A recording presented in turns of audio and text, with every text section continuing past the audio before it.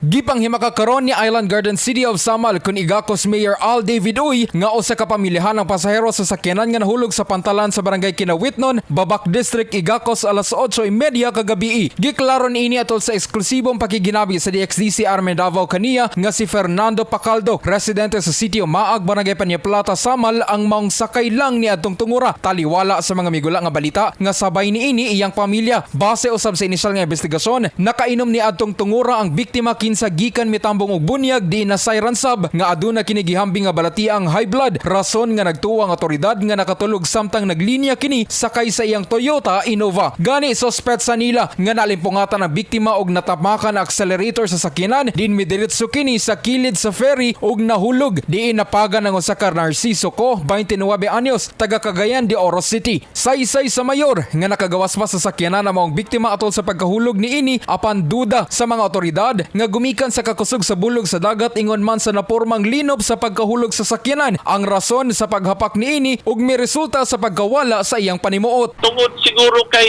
kusog ang current, unya na ang duda gay namo kay ang Innova sa silong ang sulti sa mga diver na magwililo so nagtuyok. Ang duda namo nakapak ba? Nakapak siya dito na siya na from the area asa siya nahulog. Siguro na napunit siya siguro going na sa Club Samal mga more than 100 meters. Dugang pangagisulayan og CPR sa mga divers sa mga biktima apan way swerte kining naluwas sa kamatayon og gideklarang dead on arrival sa Igacos General Hospital Incorporated. Hinuon luwas og nakayagom lang og minor injury ang nadamay nga siko samtang gidala na ngadto sa tagtungod ang patayng lawas sa biktima. Kasama mo sa balita og serbisyo publiko, Radio Man Jason Amisola, Tatak Aremen.